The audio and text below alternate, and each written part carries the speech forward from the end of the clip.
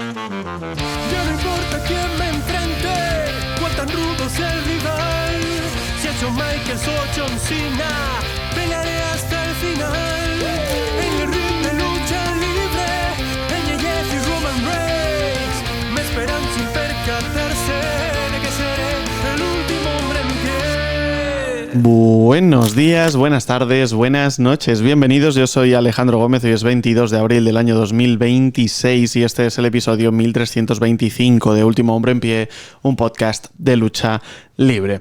Hay una guerra interna forjándose en WWE y es una guerra interna que me parece que no le beneficia a ninguna de las partes. Estoy hablando de TKO contra WWE, si es que eso significa algo. Al final, TKO es la empresa matriz, la empresa que compra WWE, la empresa no solo que tiene los derechos, sino que además la saca a bolsa en un conglomerado junto con UFC y también la Liga de Rodeo, una circunstancia que les permite pues seguir ganando dinero a mansalva a expensas de sus inversores. Ese es el gran objetivo un poco de TKO, es intentar ganar el máximo de dinero posible con una empresa de wrestling como es WWE. Y le está saliendo bien la jugada. En los últimos registros financieros vimos cómo WWE daba más rédito que UFC, es decir, que salía más rentable tener WWE que tener UFC. El tema no es ese y cómo se maneja a nivel empresarial o económico una empresa. El tema está en que tú crees que realmente tomando decisiones dentro del negocio, sin saber del negocio, te va a ir bien la película. Yo creo que ese es el principal problema ahora mismo que tiene WWE, y es que tiene a una TKO que juega a ser Jesucristo, juega a ser Dios, y ahora mismo está en una posición en la que muchas de las decisiones las toman ellos, ¿no? No todas, evidentemente. Creo que aquí hay que dejarlo claro. Pero sí que toman muchas decisiones. Mark Shapiro, presidente de TKO, ya ha dicho que tienen control creativo total de lo que pasa en WWE y eso se escenifica en varias circunstancias, ¿no? Cuando el wrestling deja de formar parte principal de lo que es un show de wrestling, primero no solo se pierde toda la gracia, sino que además también se pierde todo el impacto que puedas tener. Porque el wrestling siempre ha sido celebridad y siempre ha sido mainstream y siempre se ha buscado tener, pues bueno, otras vías de escape. Siempre se ha intentado que el fan promedio de wrestling, el que lo consumía cada semana, se quedase, pero que pudiese venir gente nueva que no tenía ni idea de lo que era la lucha libre o que sí lo sabía pero no estaba interesado. Y eso ha pasado en todas las temporadas de WrestleMania, todos los Road to WrestleMania, sin ir más lejos. Al final el primero tiene a Mr. T, tiene a Cyndi Lauper, tiene a Muhammad Ali. Hemos tenido grandes celebridades apareciendo. Hemos tenido un main event con una celebridad como Lawrence Taylor en WrestleMania 11, sin ir más lejos. Hemos tenido pues a gente como Snooki o a gente como Bad Bunny o a gente como Logan Paul ahora en su día, ¿no? O Speed, sin ir más lejos, ¿no? Hemos tenido muchas aplicaciones de celebridades a la lucha libre y en esencia todo esto funciona siempre y cuando no pierdas el foco. Y la sensación que yo tengo es que TKO no tiene absolutamente ni idea de wrestling. Tendrá mucha idea de cómo se estructura un negocio. Tendrán mucha idea de cómo generar dividendos. Tendrán mucha idea de cómo hacer felices a sus inversores. Y eso seguramente lo tengan claro. Pero no cómo vehicular un show de lucha libre. Y aquí es muy importante pensar en que el wrestling no es nada similar a cualquier otra cosa. El wrestling es una cosa muy particular, muy diferente. Es muy distinta. La lucha libre al final es un deporte espectáculo. Mezcla lo mejor del deporte y mezcla lo mejor del espectáculo. Es un show que no puedes comparar con nada. Con nada, porque no es wrestling amateur, porque no es fútbol americano, porque los resultados están predefinidos, pero la capacidad de ética es muy similar a los mejores atletas de élite del deporte convencional, pero también muy similar a los mejores en el circo, por ejemplo, o a nivel acrobacia. Entonces mezcla muchas disciplinas. Y el fan de la lucha libre es un fan también muy particular, que busca unas cosas en cuestión. Cuando tú no puedes predefinir el resultado de una cosa, es mucho más difícil que tú la moldees a tu imagen y semejanza.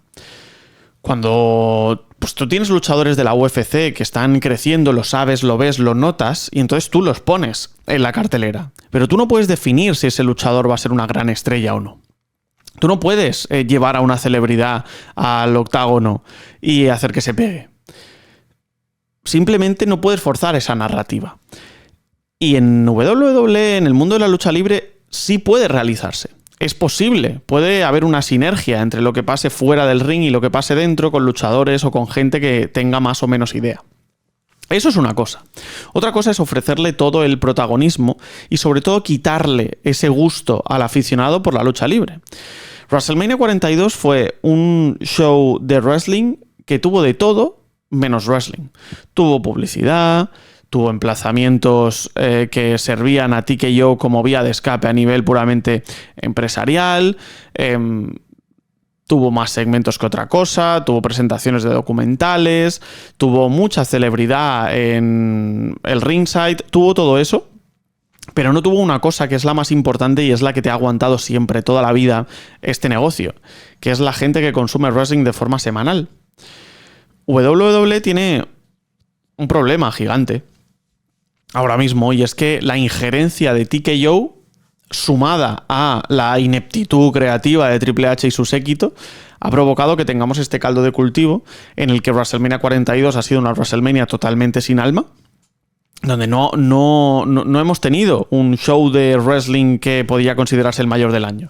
Ha sido un show de wrestling más desastroso en la primera noche, mucho mejor en la segunda, pero sin grandes alardes ni aspavientos. Y también un poco ha sido la confirmación de que si tú le arrebatas esa dosis de alma, esa dosis personal, esa dosis de empatar con el público al wrestling, te lo cargas entero. Porque la lucha libre va de suspender tu incredulidad. La lucha libre va de pensar que esta gente se pega de verdad o que se enfadan muchísimo entre ellos y que se llevan fatal. Y podemos hablar de si esta es una descripción más o menos infantil de lo que es el wrestling, ¿no? Pero tú y yo sabemos, oyente, que cuando te pones a mirar un combate que de verdad se ha construido, un combate que de verdad se ha ido desarrollando a lo largo de las semanas, un combate entre dos superestrellas que realmente te atrapan, todo eso se olvida. Y acabas convirtiéndote tú, a nivel puramente personal, no solo en un espectador, sino en una persona que vive en paralelo a esa historia, a esa rivalidad, a esa narrativa. Si tú le destripas de todo eso a la lucha libre, si le destripas de esa magia, de ese corazón, y te encargas única y exclusivamente de convertirlo en un escaparate de teletienda, no solo vas a exprimir al máximo lo único que te quede de esta historia llamada lucha libre, ¿no? Sino que vas a empezar a perder al público de verdad. Y ese público de verdad es el que está a las 52 semanas, es el que te paga los derechos televisivos, es el que hace que subsistas a nivel anual y te puedes llevar todos los shows Arabia Saudí que quieras, y puedes llevarte Royal Rumble, y puedes llevarte WrestleMania, pero llegará un momento en el que si esa gente no está y el wrestling no funciona, la gente de Arabia no te va a pagar los 50 millones por show. La gente que habitualmente se gastaba 25.000, 30.000, 40, 50.000 dólares por la entrada no va a estar. Porque el wrestling está muy bien y WrestleMania es un sitio donde quieres estar hasta que dejas de querer estar. Es lo mismo que pasa con el Coachella. Todas las influencers quieren ir, ¿no?, al festival. Llegará un día en que si las cosas no las haces bien o si no traes a los artistas que merece la pena, empezarán a dejar de venir. Y esa gente que se gasta todo el dinero, que pueden ser algunas celebridades o gente que no está cerca de la lucha libre, pero que quiere estar por el FOMO, dejará de venir. Y te vas a quedar con los mismos de siempre, pero con los mismos de siempre enfadados. Creo que tiene que tener mucho cuidado TKO y WWE en esencia. Me parece que no está haciendo un buen papel Triple H en ninguna de las circunstancias. Creo que esta narrativa de que la guerra es con TKO le viene muy bien. No sé siquiera si es algo deliberado, no sé siquiera si realmente desde TKO quieren llevarse todas las culpas para que el fan de wrestling piense, bueno, pues Triple H es un buenecito y Triple H no tiene la culpa y todos los problemas han venido por parte de TKO. Bueno, es una buena narrativa, si quieres creértela, claro. Si quieres creerte que Mark Shapiro, presidente de TKO, que no tiene ni idea de wrestling, con traje y corbata va a definir si Apollo Crews lucha un viernes por la noche o no. O si Danhausen va a tener un segmento o medio segmento. O si Kid Wilson va a recitarte una poesía enfrente de Eva Femi. Yo creo que hay que ser muy ingenuo para pensar que eso es así. También hay que ser muy ingenuo por parte de TKO si consideras que sin saber nada de wrestling este negocio va a ir viento en popa. Las grandes historias siempre construidas a través del wrestling. Los grandes momentos de la historia de este deporte espectáculo han sido construidos a través de la lucha libre. Y como pierdas ese foco, estás jodido. Porque puedes perder al fan casual y lo podrás recuperar de otra manera. Pero al fan de siempre, cuando lo decepcionas, tienes un problema y tienes un problema gordo, ¿no? Y ahora mismo estamos sumidos en esto. En una incertidumbre total post WrestleMania, viendo que hay cosas de las que se puede tirar, pero pensando también en que había cosas que se podían tirar en años anteriores y sí, se tiró, pero por la borda, ¿no? El retiro de John Cena, la capacidad un poco de generar nuevas estrellas, el inmovilismo con The Bloodline, hay muchas cosas que hay que cambiar puramente a nivel de wrestling. Y si hay una persona arriba que decide y encima no tiene ni idea de wrestling, pues apaga y vámonos, ¿no? La guerra TKO contra WWE, o la narrativa de la guerra, que está en fuego, nunca mejor dicho. En fin, vamos a hablar con Lorenzo Ayuso en la primera parte del programa sobre todo esto y un poco la resaca de WrestleMania 42, y en la segunda parte voy a charlar de NXT con Edgar y lo voy a hacer sobre NXT Revenge. Vamos a hablar de esa noche 2 televisiva a nivel especial para la marca de desarrollo. Pasaron algunas cositas interesantes y muchas otras que hay que analizar, así que vamos allá porque da para podcast. ¿Quieres ser el último hombre en pie? Suscríbete y apoya este podcast a partir de 1,99 euros al mes. Don Lorenzo Ayuso está de regreso, escritor, director, guionista, persona también. ¿Cómo estás? ¿Qué tal? Muy buenas. Pues bien, estoy sin duda mejor que el ojo de Cody Rhodes, así que no me puedo quejar. Que es estar tampoco muy bien.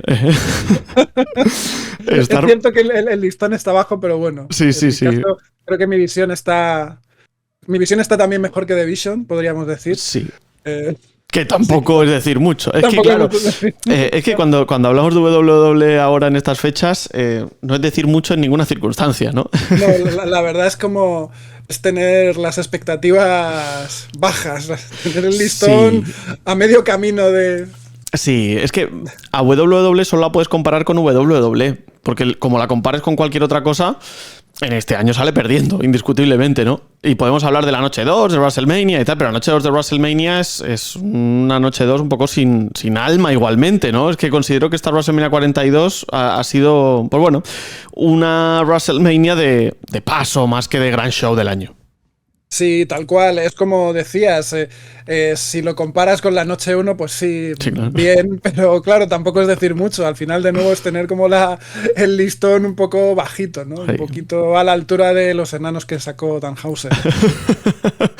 Que cuidado que no recibamos un puñetazo en las partes nobles, que podría suceder a no mucho tardar, también te digo.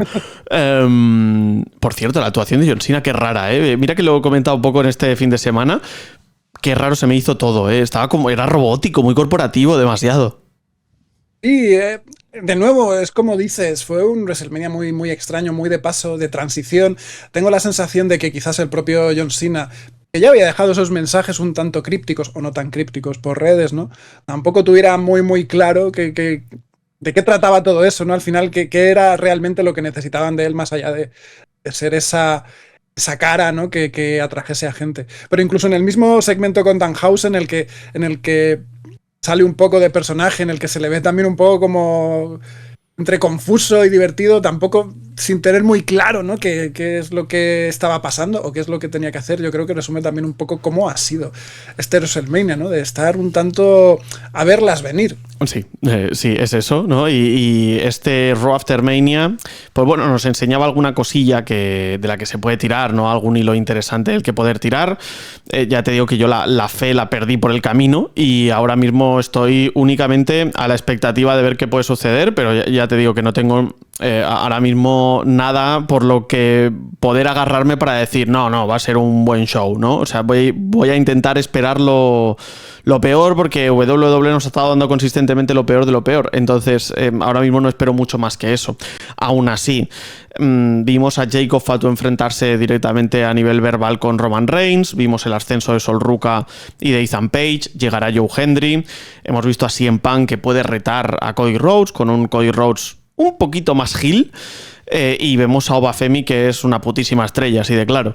Entonces, sí que siento que hay semillas que se pueden regar. Ahora, habrá que ver si hay agua en la regadera para estas semanas.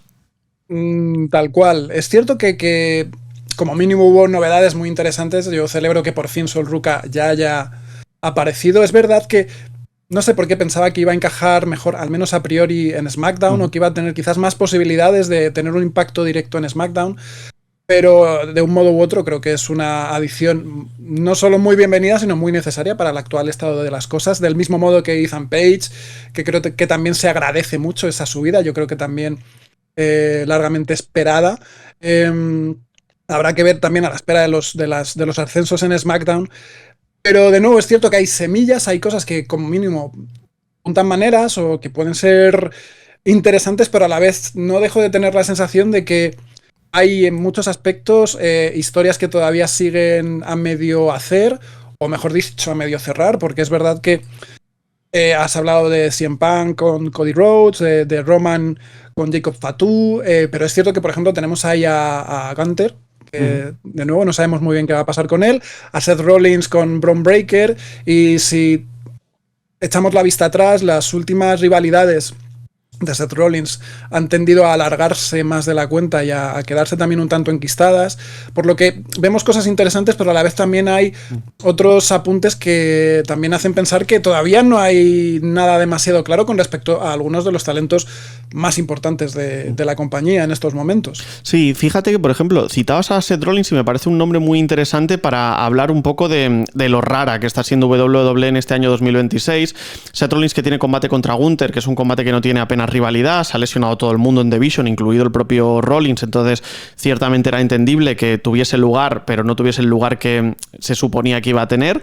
Ahora sí tiene esta rivalidad, pero fíjate que a mí en ningún momento hasta ahora se me había pasado por la cabeza el tener un Seth Rollins contra Roman Reigns, por ejemplo, la gran historia inacabada que nunca se contó en WWE cuando el cenit épico de The Bloodline.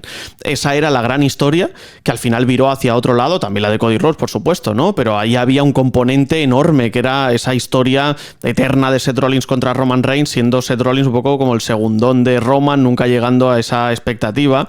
Y nadie se plantea siquiera tener esa rivalidad, ¿no? Quizá porque The Vision pues todavía está en camino para contar algo, pero sí que es verdad que ahora mismo Rollins, no sé si tú crees que ha pasado quizá a un segundo plano y está más para perder que para otra cosa, pero es curioso, ¿eh?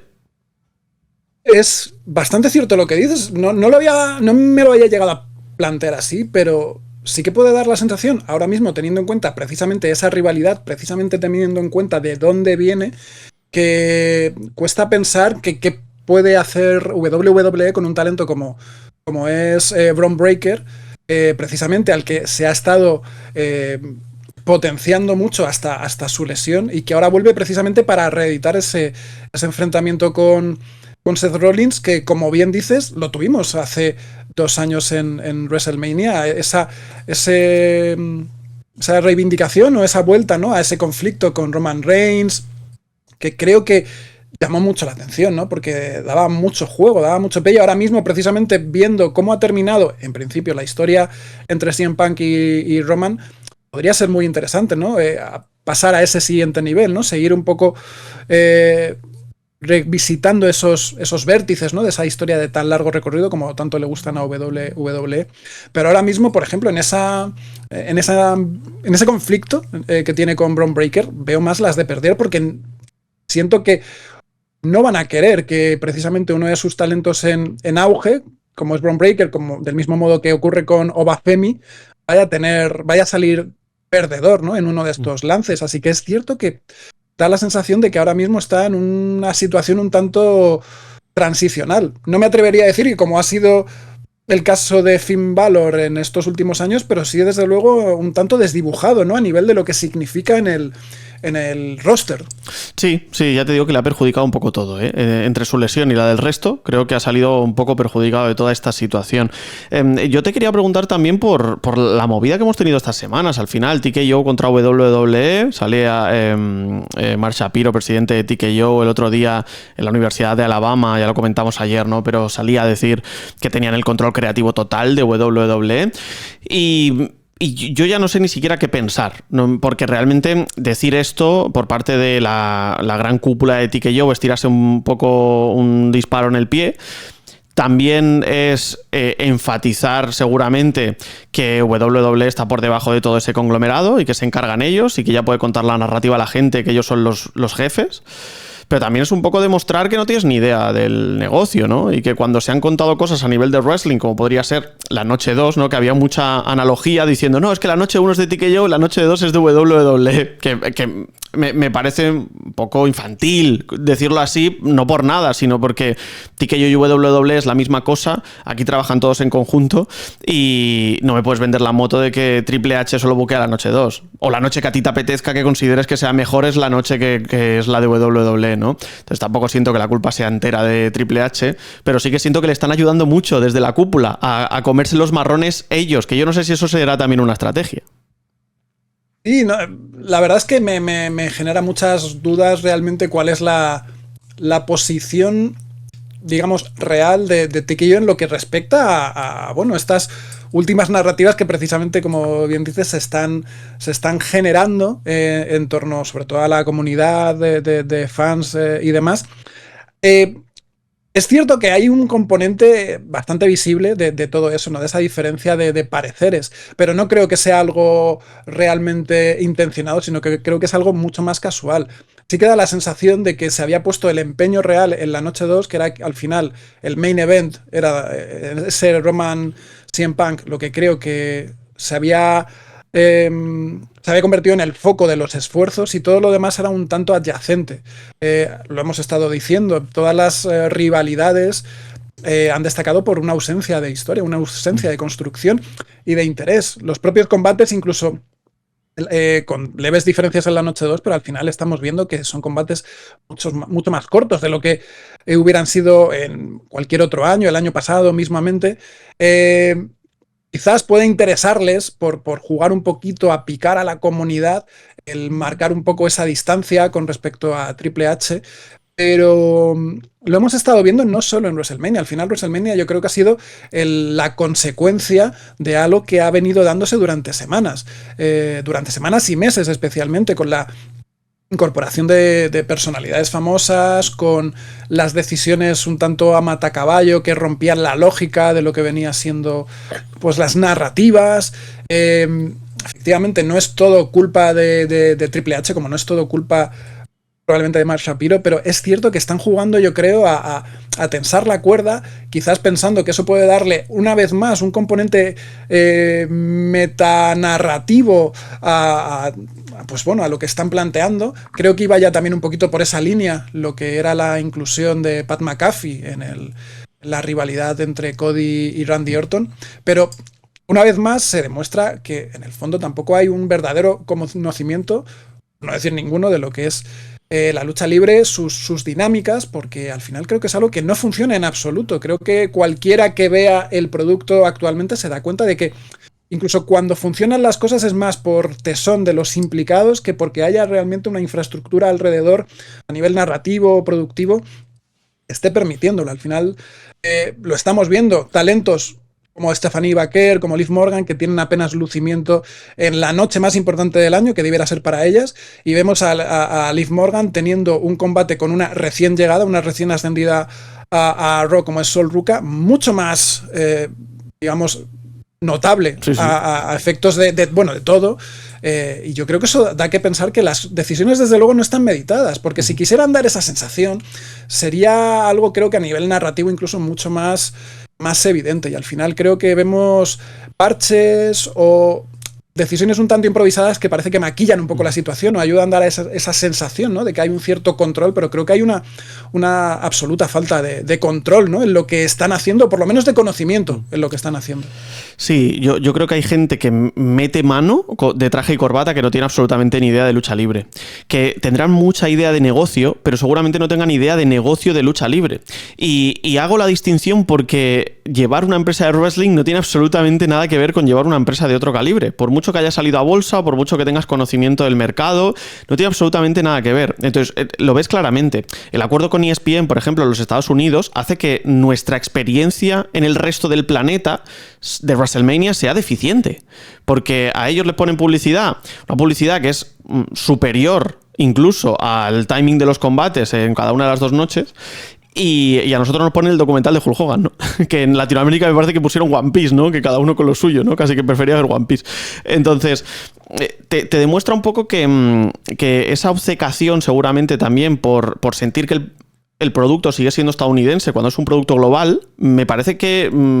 Bueno, es que se divide completamente de lo que intenta mostrar TKO, ¿no? Somos una empresa global, salida a bolsa, nuestros inversores pues, tienen muchas ganas de aparecer, mira cuánta publicidad tenemos, ¿no? Y mira qué maravilloso es, porque mira cuántas integraciones tenemos a nivel de personajes, a nivel de, pues, en la lona, a nivel de en todos los esquineros, en todos lados. LA Knight sale con una camioneta también publicitada. Y a mí me parece, reitero, que es un error. Es decir, utilizar el wrestling como un escaparate de teletienda, sinceramente, creo que no les ha funcionado. Y para que ese escaparate fuese mucho mayor, entendió TKO que tenía que traer a celebridades que consideraba que encajaban bien. Porque Pat McAfee pues tenía su historia, pero tenía su historia como comentarista. Como luchador ha tenido sus pinitos y te hace gracia, pero evidentemente solo cuando no es protagonista. Cuando es protagonista, la película cambia por completo. O sea, la implementación de Lil Yachty, por ejemplo, me pareció que tenía mucho más sentido o la de Speed, en este caso. No se robaban el show y aportaban a ese sentimiento de darle paso a las celebridades, que esto ha pasado desde el 85. Perfecto. Pero una cosa es eso y otra cosa es basar absolutamente todo tu producto en la generación de esas celebridades como protagonistas del show. No le puedes quitar el wrestling a la gente que viene a ver wrestling. Le puedes dar todo lo demás, pero no le quites el wrestling. Yo creo que ese es el principal problema, ¿no? Y no sé si realmente están capacitados para solventar la movida entre Triple H y TKO y toda la gente, como digo, de traje y corbata. Esa es la gran duda que yo tengo, que espero que sí, viendo la noche 2 y el Raw After Mania, pero no lo tengo nada claro, la verdad. Yo creo que hay una suerte de conflicto de personalidad dentro de TKO y de WWE en estos momentos con respecto a qué es lo que quiere ser, y tú lo has dicho muy bien. Es este afán por convertirse en una empresa global o por dejar claro, reivindicar que son una empresa global, y por otro lado ceñirse a esas estipulaciones que tienen que ver con precisamente los modos de consumo estadounidense que no encajan en absoluto con los del resto del mundo. Al final es tratar de querer contentar a todos y no hacerlo con nadie al final. Y se ve en lo que ha sido este Road to WrestleMania. Ha habido pequeños ejemplos que daban a entender que, bueno, que quizás si se hacían bien las cosas, si había un poquito de ingenio, podía encontrarse como ese equilibrio. Recuerdo que al final la implementación precisamente de Speed en toda esta historia de Vision y demás, con la irrupción de LA Knight en el directo, por ejemplo, que estaba haciendo esa confrontación, eran divertidas, eran interesantes, ayudaban a la viralidad, ayudaban a que otros públicos conocieran o otros segmentos, otros targets conocieran a los luchadores que quizás no estaban digamos en el punto de mira, ¿no? de lo que podían ser pues el público que consume lo que hace Speed o bueno, tantas otras posibilidades, pero al final son cosas que de nuevo parecen más accidentales, ¿no? Como Happy Accidents, que salen bien. En este caso también tienes, cuando hay gente que está muy a favor de obra, como puede ser Speed, ¿no? Que sí que es cierto que vimos mucho ímpetu por su parte, mucho esfuerzo, ¿no? Por tratar de dar la talla, que es algo que ya han hecho otros tantos en el pasado, pero creo que la sensación al final se acerca más a lo que era WCW pues en el 2000, 2001, con esos intentos, ¿no? De acaparar la atención del público, la atención de Hollywood mismamente, y es no tener efectivamente muy claro qué es su producto al fin y al cabo.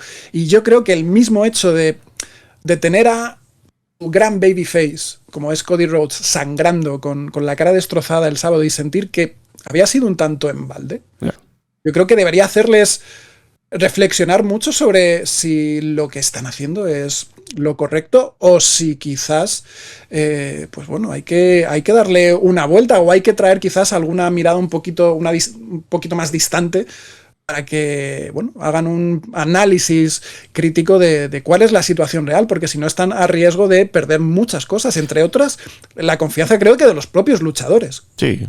Y del aficionado que consume el wrestling todas las semanas, que es el que te aguanta el show al final. Porque tú no vendes por una millonada los shows de 52 semanas si la gente no los ve. Y ya lo has visto que a WrestleMania han ido 10.000 personas menos cada una de las 2 noches, y eso es un problema. Entonces es algo que van a tener que solventar, y van a tener que solventar seguramente en el ring y a nivel de historias, ¿no? Subir de nivel como lo habían hecho hace un par de años, ¿no? Pero eso parece que se perdió y ahora estamos a otra cosa. Muchas dudas, la verdad, Lorenzo. Pero bueno, son dudas que seguiremos intentando resolver a lo largo de estas semanas. Así que nada, amigo, hablamos en breve y como siempre un placer estar por aquí contigo. Lo mismo, un abrazo fuerte. Actualidad, análisis y mucha farándula. Último hombre en pie. Hombre, don Edgar, @eforidiot1, confus.ed.ship en Instagram, Lucha Libre Rebelión, Ring Announcer, ¿cómo estás? Bueno, pero ¿esto qué es? ¿Esto la parafernalia, la pirotecnia o qué? Sí. Podría decir lo mismo de ti. Pero dicho esto, muy bien, la verdad. Muy bien. Yo no sé qué está pasando con el WrestleMania, con el fin de WrestleMania, que la noche 2, mucho mejor que la noche 1, sí, en mi opinión. Sí. Es verdad que tú saliste la semana pasada mucho más, creo, optimista de Revenge, noche 1. Sí. Yo la semana pasada estaba in the sheets. Pero esta, la verdad es que he salido muy contento, muy contento en general. No sé cómo están los precios de las entradas, pero gracias por decirlo. Si os parecen muy caras, os quiero recordar que es que ya no solo Lucha Libre Rebelión, es que la Lucha Libre Independiente es mucho más barata. Pero lo próximo que se viene, 2 de mayo, Copa Niño Anónimo, y cuidado, este fin de semana, estreno de documental, entradas gratuitas. O sea, venid a Lucha Libre Rebelión y pillad entradas y tal. Pero ayer en NXT estuvo muy bien, don Alejandro. O sea, de verdad te lo digo que desde el primer combate, pasando por el main event hasta los segmentos, creo que ayer les funcionó todo y dije, mira, obviamente venimos de, no sé si querrás, porque esto ya lo comentaste en la review de Raw, pero hemos tenido ya nuestros primeros oficialmente subidas al main roster, que yo me alegro un montón, pero eso que nos permite que también es verdad que nos podamos centrar un poquito más en, pues lo que veíamos diciendo, en qué va a pasar en NXT y no estar pendiente de quién sube, quién baja, quién tal, ¿no? Sí, sin duda. Al final es los últimos pinitos de varios luchadores que suben al roster principal, como es el caso de Sol Ruka o el caso de Joe Hendry, por ejemplo. Ya Ethan Page ya marchó y creo que no va a volver, aunque nunca se sabe, ¿no? Ya sabemos que ahora se desplazan mucho más fácil los luchadores del roster principal a NXT y viceversa. Pero sí que es verdad que a mí me pareció bastante sólida esta noche de NXT Revenge, este especial televisivo, ¿no? Para cerrar ya la resaca de Stand and Deliver. Pero sobre todo yo me voy a quedar evidentemente con el main event. El main event fue un Sol Ruka contra Zarya para cerrar la rivalidad, que pensábamos que sería en Stand and Deliver, pero como está haciendo cosas raras WWE y ahora parece que WrestleMania no es el cierre de las cosas y Stand and Deliver tampoco, pues vimos aquí la reválida. Zarya contra Sol Ruka me parece un pedazo de enfrentamiento. Lo que pasa es que a mí, la verdad, empezando ya por el final, a mí me dio mucho miedo ese spot final, en el que Sol Ruka cae de espaldas y justo se cae con el cuello entre las dos mesas. Spot peligroso, no creo que sea culpa de nadie al final, simplemente del que propone hacer esto, sinceramente, porque, ostras, es que te puede salir muy mal, ¿eh? Parece que Sol Ruka está bien, pero he tenido bastante miedo con ese spot. Complicado. A ver, al final cualquier spot que sea caer, que sea un dive, es complicado, pero es que tal y como está estructurado el spot es verdad que es aún más, porque Sol Ruka no tiene forma de ver hacia dónde cae en realidad por cómo está pensado. Puede posicionarse más o menos, pero al final hay una fuerza externa que es la de Zarya, que tampoco le puede dar muy fuerte. Mucha coordinación. Creo que Sol Ruka está bien, Sí. por suerte. Pero es verdad que lo que dices tú, o sea, es que el main event, vale, no entramos en los niveles de locura, de sangre por allí como en All Elite, ni en un main event de WWE, ni mucho menos. Que quizá podemos discutir si a lo mejor le hace falta una rivalidad así o no, o podemos discutir incluso los niveles de violencia, que cada uno tiene sus gustos, pero que lo que es para WWE estuvo muy, muy, muy, muy bien. Me gustó muchísimo. Y luego encima, lo que hablamos, Sol Ruka, camino lógico, te vas al main roster, tienes ese debut maravilloso en el que luchas contra Liv Morgan, sí, ojo, la campeona, y pierdes por interferencias, que es del plan, hostia, te están poniendo el cohetito, cómo me alegro. Pero en este es que para mí ha sido la culminación de lo que pedíamos. Lo que está en Deliver, lo que tú quieras.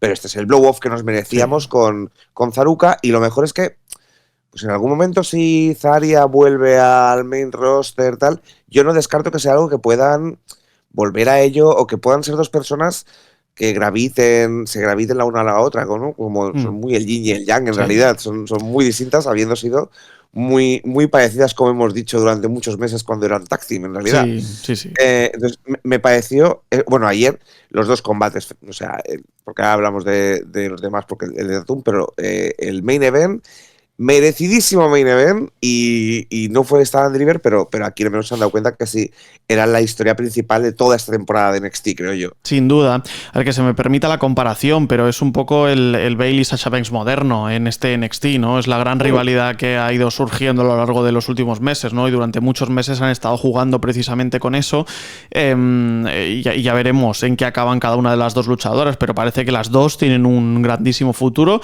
El que es más prominente es el de Sol Ruka, que ya está en roster principal, que ya ha sido top 3 en Royal Rumble, que parece que tienen la confianza suficiente en ella como pues para que sea campeona o que sea importante en cotas altas en la empresa, ¿no? Y también en WWE en los últimos tiempos suelen apretar un poco más rápido el gatillo con las luchadoras que con los luchadores. Quizá porque las luchadoras que vienen de abajo tienen más nivel que los luchadores, que eso también puede ser, ¿no? O porque quizá no hay tanto inmovilismo en el top de la compañía a nivel femenino, que también puede ser, ¿no? Entonces, con Sol Ruka tengo muchísimas esperanzas. Igualmente, es que el combate es muy bueno, sinceramente. O sea, a mí me gusta mucho este enfrentamiento precisamente porque, ostras, Zarya luce como una mala bestia, sinceramente. Pero es que Sol Ruka también. Sol Ruka luce con una resiliencia brutal porque se levanta de una cuenta de 10 en el suelo después de un F5 a una mesa de comentarios, que me parece brutal, ¿no? Luego se come la barricada, tienen un spot con la gente, lo que hacen en el cuadrilátero funciona. No sé, me parece que ahí hay proyecto de luchadoras interesantísimo. O sea, esto ahora te lo diré y luego las comparaciones son odiosas y no me gusta comparar. Pero es que, claro, en Raw, y esto me pareció muy heavy, Sol Ruka se come un Spinebuster al suelo. O sea, sí, ahí está esa mantita y tal. Ayer tenemos unos cuantos spots brutales, vale que es el final de un cierre de temporada y todo, pero es algo que cada vez me estoy dando más cuenta en cuanto a cómo la división femenina va a los bumps, va a los momentos en un semanal. Yeah. No olvidemos que esto no es un... También es otro debate interesantísimo que podríamos tener, los niveles de... Pero aquí cada uno pone su barómetro donde quiere y es lo que dices tú, o sea, Sol Ruka en general es alguien que no le teme a tomar esas bumps complicadas, no le teme a hacer esos spots locos. Eso a veces te sale muy bien, eso a veces te sale muy mal. Hay gente que se lesiona haciendo un Grislock, o sea que tampoco vamos aquí y digamos, no, es que no, la gente se tira y tal, yo aquí nunca voy a juzgar a nadie por su arte, porque esto es arte al final, pero Sol Ruka va y yo creo que es algo, lo que dices tú, que la gente nota un poquito ese nivel, que hablamos de este carisma raro como de Jeff Hardy, Jeff Hardy will never stay down un poquito, pues Sol Ruka en este estilo, quitándole todo lo complicado. Sí. Fue la historia perfecta, la monstruo y la babyface, que a momentos no hemos sabido si era la babyface de esta historia de Sol Claro. Ruka. En el combate de ayer te lo dejan clarísimo, y esto es con el trabajo de ellas dos, de cómo Sí. nos contaron la historia durante estos meses, pero en estas últimas semanas sobre todo, que se podía ver un poquito que la gente realmente se iba al lado de Zarya, por ejemplo, ¿no? Sí, y luego también con ese cine, ¿no? Un poco al final de nos abrazamos y recuperamos nuestra amistad para luego tirarle Zarya, ¿no? Está guay porque se había perdido un poco en la WWE de los últimos tiempos, así que está guay. El Sol Snatcher desde la parte de arriba también mola mucho, o sea, en fin, creo que son varios detalles que ya catapultan a Sol Ruka al roster principal. Tú hablabas del Tatum Paxley contra Blake Monroe con ese casket match. A mí me pareció muy interesante, creo que Tatum Paxley es una muy buena luchadora. Sigo pensando igualmente, no sé si tú estarás de acuerdo conmigo, que Blake Monroe ha bajado bastante el nivel desde que está en NXT. Creo que en All Elite Wrestling era mucho mejor luchadora en líneas generales y a nivel incluso de personaje, te digo. Volvemos a lo que decimos, que es difícil de comparar para mí, en el sentido de que si el combate de ayer es en All Elite, y no porque estemos aquí comparándonos, haciendo la comparación, pero es una cosa cierta, hubiese sido 3 veces más brutal. Sí, claro. Creo yo, les hubiesen permitido mucho más. Y no sé hasta qué punto, pues eso le hace que dentro de estos parámetros a veces no pueda brillar tanto, pero creo que ayer fue el mejor combate de Blake Monroe desde que debuta en NXT, creo yo. Para mí, en cuanto a... Y mira que he tenido muy buenos outings, pero ahí estuvo, o sea, las expresiones faciales, los spots, ya sé que no son solo ellas las que hacen el combate y hay muchos agentes y todo, pero el que pensó el spot del el cinturón en el final, o sea, Sí, necesita un es bueno. momento. Entonces, entiendo lo que dices, que es verdad que no está al nivel, claro, venía encima de aquella historia con Tony Storm, Claro. que era increíble. Entiendo que la gente está esperando pues ese nivel de ahí arriba. No es como Ricky Sainz, que con perdón venía de hacer nada, Ya. absolutamente nada, ¿sabes? Sí. Que venir de ser, pues literalmente es que era la piedra angular cuando Tony Storm, cuando Miami le gana el título, se convierte en la piedra angular de la división femenina en All Elite. Quizás literal. eso. Quizás mi perspectiva de esa forma, ¿no? Aún así, ya te digo, lo de Tatum Paxley es una brutalidad, ¿eh? Cada día mejora más, cada día me parece una luchadora más interesante, cada día funciona mejor. Hay futuro importante en Tatum Paxley. Hay futuro importante, y lo que te decía es Sol Ruka, te lo vamos, coger estas dos y te lo apuntas. ¿Qué es el Spanish Fly?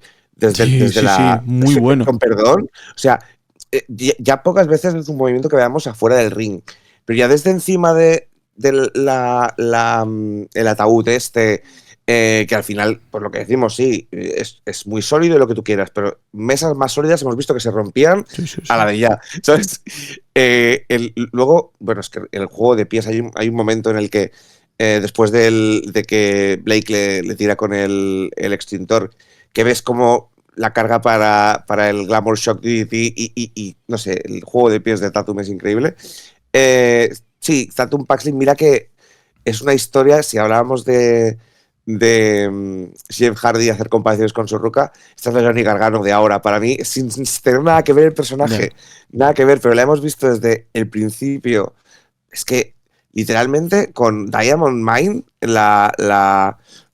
ojo que nos vamos lejos, donde la facción de Roderick Strong con Ivy Nile y todo, ahí va a aparecer Tatum Paxley, y eso ya hace como 3 años, 4 años. Sí.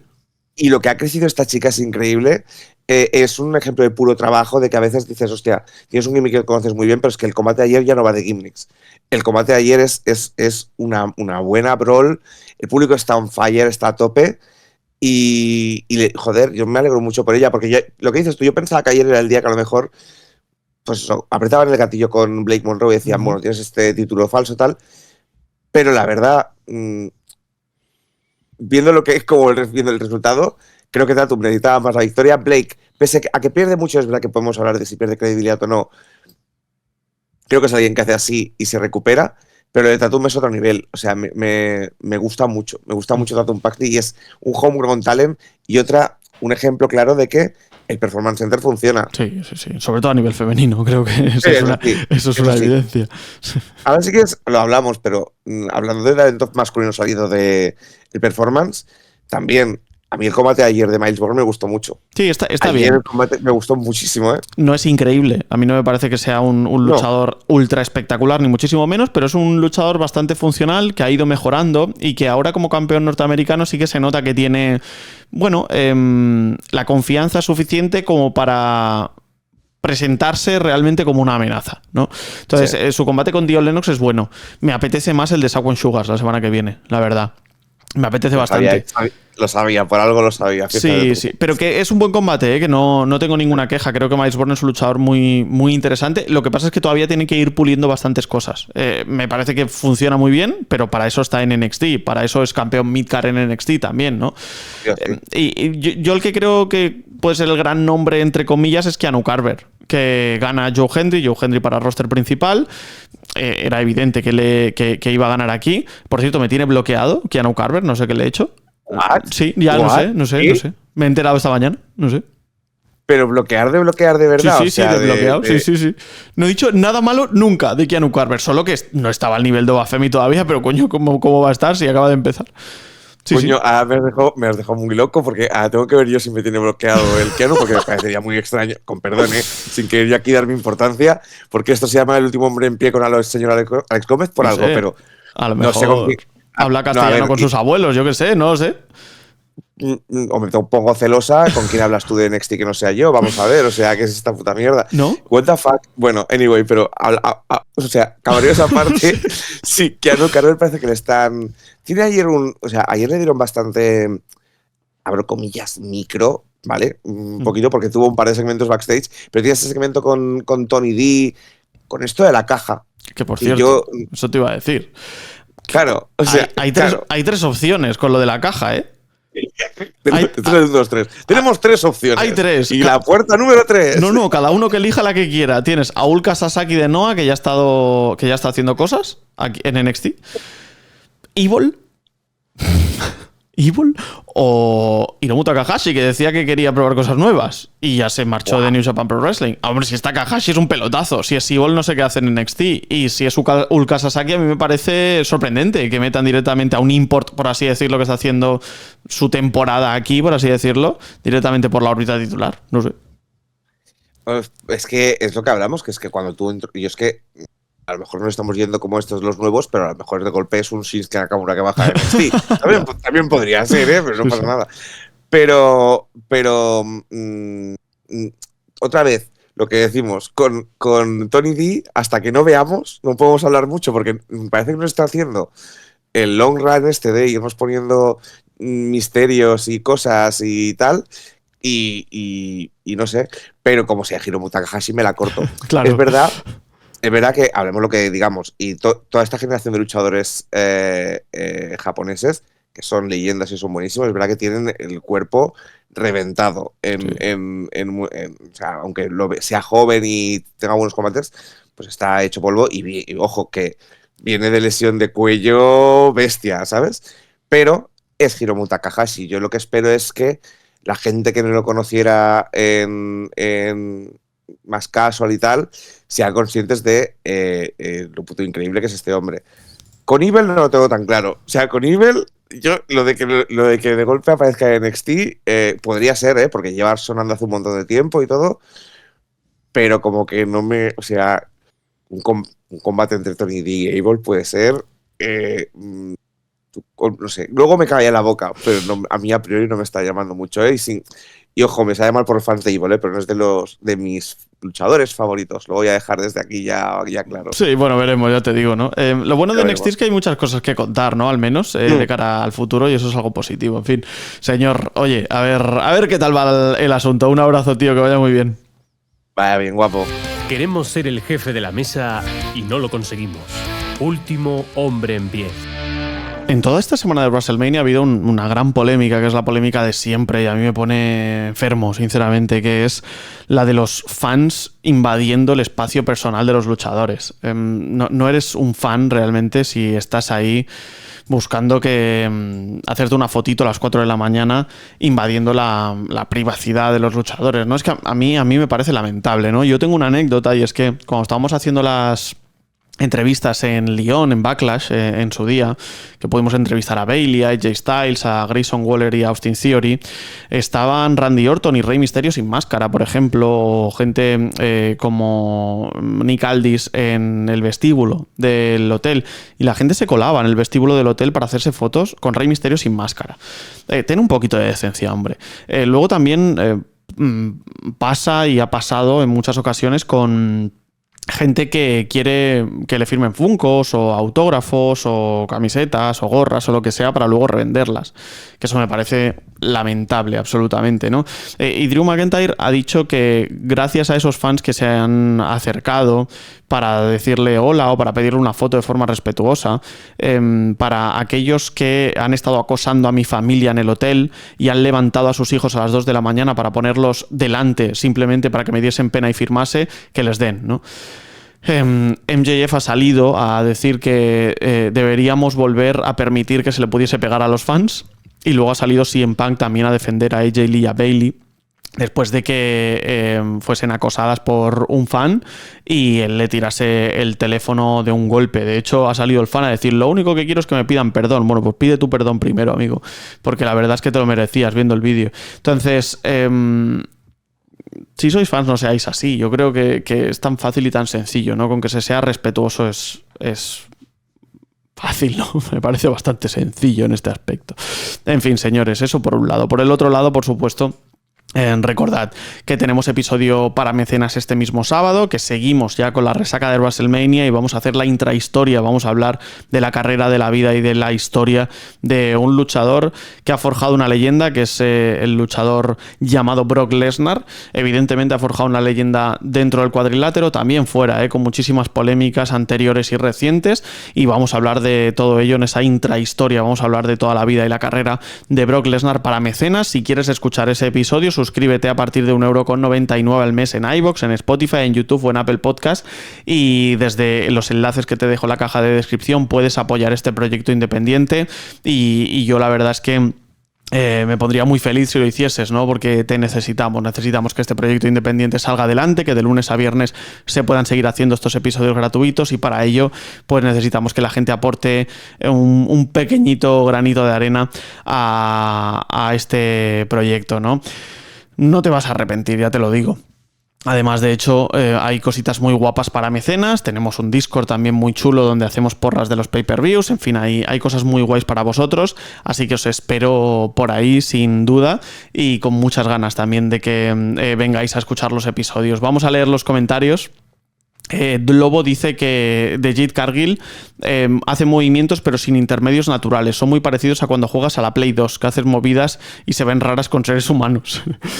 Tiene todavía mucho que mejorar Jade Cargill, creo que eso es una realidad. Borja pregunta si WWE puede acabar como WCW. No creo, vamos.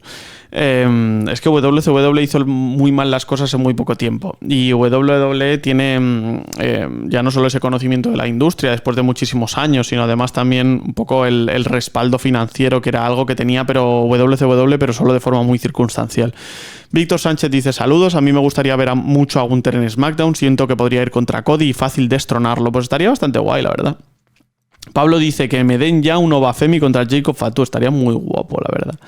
La verdad. Dice Juan Loredo: la primera persona en sacarle una buena lucha fue Chris Statlander. Sí, desde luego. Eso lo hemos dicho desde el principio, que la primera buena lucha, entre comillas, de Jade Cargill fue contra Chris Statlander, que fue el último combate que tiene Jade Cargill en All Elite Wrestling. Pero incluso creo que esta con Rhea Ripley fue mejor aquella, la verdad. Me parece que este es mejor combate. David Cañolo dice: espero que siga creciendo este podcast, ojalá que sí. Luego por ahí Mark dice: Raw, subidas de Ethan Page y Sol Ruka, retorno de los Street Profits, SmackDown. Vuelta de Homos y James Ellsworth. Ojo con la vuelta de Homos, me apetece. Tiger Suplex, espero que lleven bien a Sol Ruka. Puede incluso llegar más lejos que Rhea o Charlotte. Talento tiene de sobra y qué decir de presencia física. Ostras, pues no lo sé, yo la verdad que tengo dudas en ese aspecto. No sé si puede ser un Rhea Ripley o una Charlotte Flair, pero creo que puede ser una luchadora muy, muy, muy interesante, ¿no? Así que nada, señores, yo por mi parte me despido. Ya sabéis, como siempre, es un verdadero placer estar aquí un día más con todos vosotros. Me marcho recordándoos que me podéis seguir en X, Instagram y TikTok en @sralesgomez, en YouTube si buscáis Último Hombre en Pie. Yo recuerdo que no tengo un Rolex, no tengo un jet, no tengo una limusina como si tiene Ric Flair, así que pasen un muy buen día. Ahora que habéis llegado aquí sois el Último Hombre en Pie y... ¡Woo!